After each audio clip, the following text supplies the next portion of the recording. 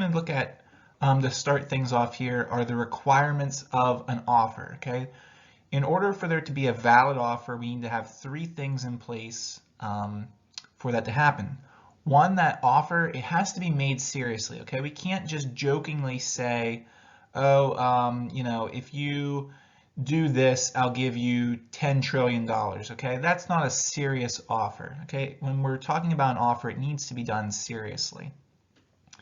Two, it needs to be definite and certain, okay? What we mean by that is it needs to be specific. We can't just say, I will give you my car for a certain amount of money. Okay, well, how much money? When? When does this need to happen by? There needs to be some specifics when we're talking about an offer. I will give you my car if you give me $10,000 in the next week. Okay, there it would be definite and certain on what needs to happen in order for the contract to be valid. Okay, so that's a requirement for the offer. It needs to be specific. And then third, it needs to be communicated to the offeree. Okay, we can't just have an offer and then never extend it to the person that we want to make the offer to, the offeree. Otherwise, nothing's going to ever happen. So there needs to be that element of communication. We need to have all three of these basics in place in order to have a valid offer. So just to make sure that everybody's on the same page, who or what is the offeror? Well, that's the person who makes the offer. Okay, so I would be the one saying, I will sell you my car for $10,000. Okay, I'm the one making the offer.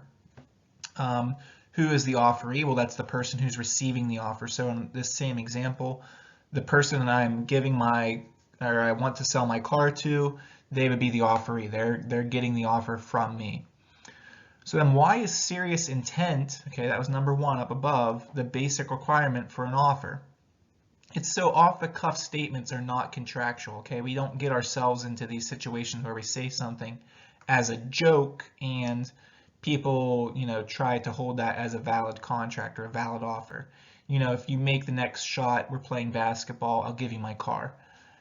That could be a real contract. If I said it in a serious manner, then that could be a valid contract. But if I say it as a joke and it's very clear, oh yeah, make the next shot and I'll give you my car, that's not going to be taken seriously, okay? So we want to make sure that when we're making offers, we're clear in whether or not we're serious or whether we're joking around.